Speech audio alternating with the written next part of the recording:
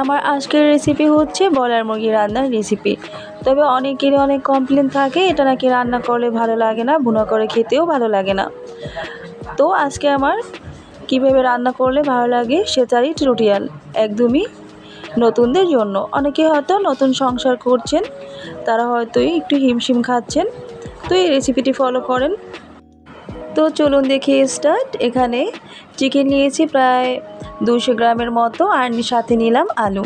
আমি আলুটা দিয়েই রান্না করব, যে টেকনিকটা দিয়ে রান্না করব সেটা কিন্তু খেতে একদমই ভালো লাগবে।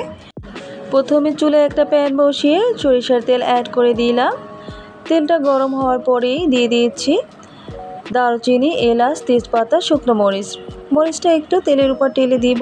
তারপর দিলাম আদা কুচি, দিয়ে দিচ্ছি গার্লিক কুচি।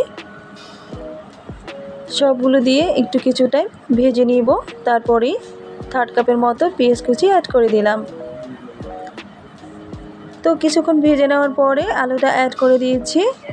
আলুটা আবারও এর ভিতরে ফ্রাই করে নিব, এতে করে আলুটার গন্ধ করবে না। দিয়ে দিলাম 2 স্পুন রসুনের পেস্ট, দিয়ে দিচ্ছি 2 স্পুন আদা পেস্ট।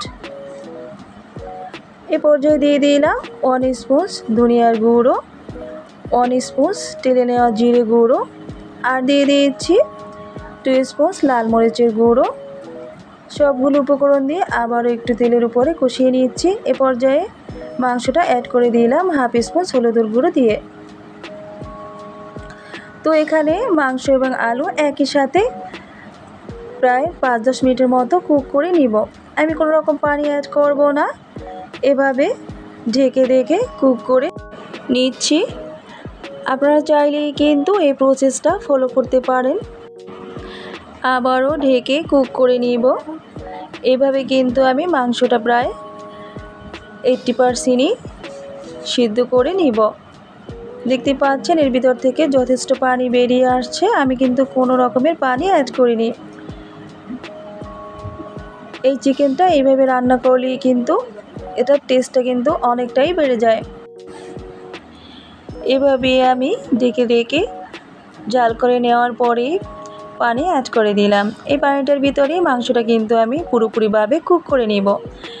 আমার 90% কুক হয়ে গেছে। এ পর্যায়ে তেলে নেওয়া জিরে গুঁড়ো আর গরম মশলার গুঁড়ো অ্যাড করে দিলাম। তো প্লেটে ঢেলে নিচ্ছি।